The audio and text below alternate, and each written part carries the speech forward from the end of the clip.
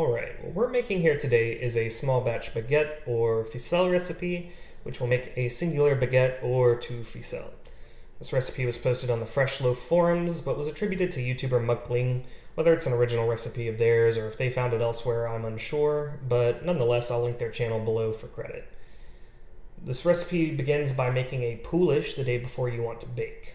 A Poolish is a type of pre-ferment, essentially making a small amount of dough and leaving it to ferment at room temperature overnight to develop flavor. We don't want to do this with the full amount of dough, as dough becomes much more slack and liquidy as it ferments, which would make it extremely difficult, if not impossible, to work with and shape. Additionally, the rise would really be impacted as the yeast worked through their available food sources in the dough over the 24 hours. The Poolish is made with 68 grams of water. You could round it up one if you wanted the funny number. And to that, we are going to add a pinch of instant yeast. Not active dry yeast, instant yeast, also advertised as fast rise yeast. And you can whisk or swirl the bowl around to get that dissolving. And once we have it that way, we will add 68 grams of flour, plus or minus a gram at your discretion. So equal parts by weight of water and flour, and then just a pinch of instant yeast. And that is going to come together into the consistency of a very thick batter. You want to make sure that there are no dry spots. Flour, get every bit of it moistened. And other than that, that's really all we have to do. We're just going to cover this up and let it rest at room temp for 24 hours. And 24-ish hours later, this is what you have. You can see that the yeast had quite a lot of activity, and the texture of the Poolish is much more liquid and sticky than it was yesterday. And that's the texture of dough as it ferments, like I mentioned earlier.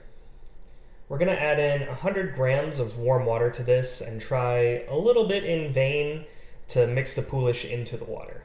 And I'm using the handle of a wooden spoon for this to try to also in vain to cut down on the amount of dough that sticks to my utensil.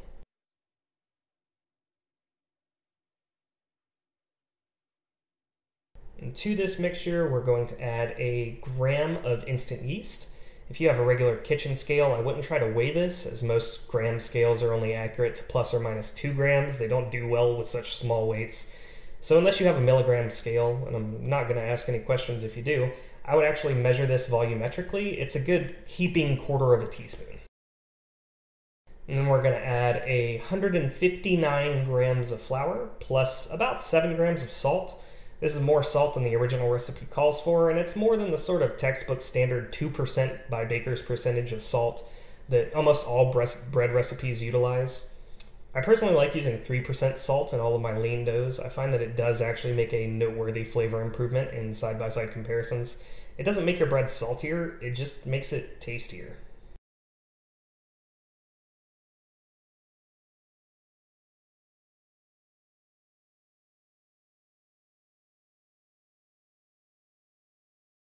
And once I'm certain that all of the flour is worked in and no dry spots remain, I'm going to stop working it here. This dough is not very cohesive right now. It's really just a sticky mass of wet flour, and I don't like working with wet flour.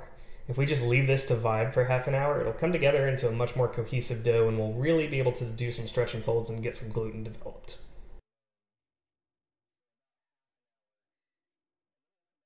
Alright, the top of this dough is still a little craggy, but as I stretch it, you'll be able to see how it's come together much more than it was earlier. And I want to talk a little bit about stretch and folds here, because very often on other YouTubers, and even more often when I watch novice bakers, I see people performing stretch and folds so delicately, just pinching up a little bit of dough and flipping it over. For a quality stretch and fold, one that's meant to replace kneading for gluten development, you really want to grab a hunk of the dough and get a good stretch, looking to at least double the length of the dough, if not triple it with your stretch. And for higher hydration doughs like this, you want to work with wet hands to prevent the dough from sticking to you. And then just grab your dough, stretch it up to double or triple, and fold it over. Rotate 90 degrees, stretch it up, fold it over. Rotate 90, stretch it up, fold it over.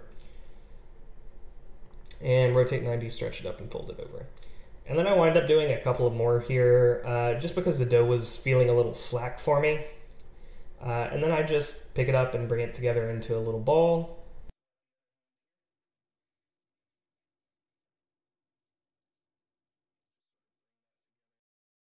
And then we're going to cover it again and let it rest for an hour.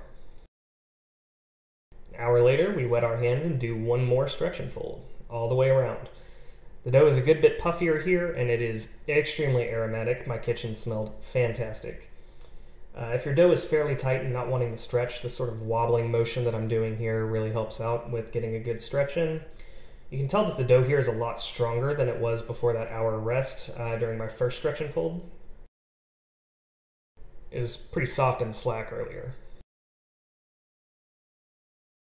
Once you get all your stretch and folds done all the way around the perimeter, same as before, form it into a ball, cover it up, and let it chill out for another half hour.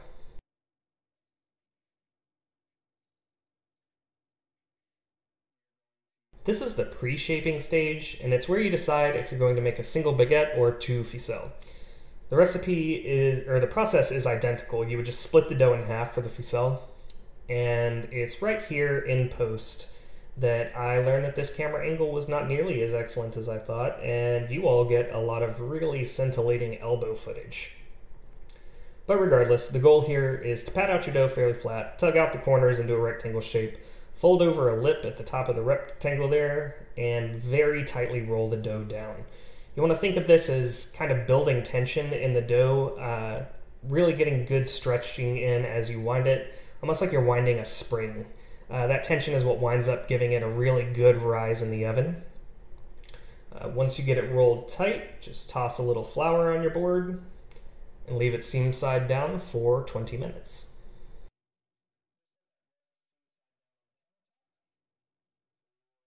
Final shaping is really just more of the same, including more elbow shots. You flip your dough over seam side up onto a floured board. I visibly skipped that step. Do as I say, not as I do. Pat it out flat and once again roll it tightly down.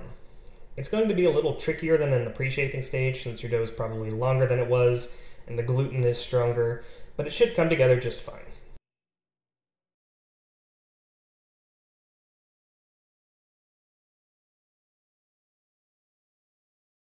Once it is fully shaped, you can just transfer it to your pan and let it rise one final time until doubled.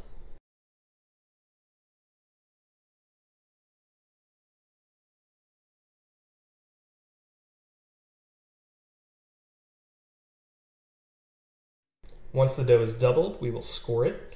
With long, thin loaves like these, you do several diagonal slashes lengthwise across the loaf.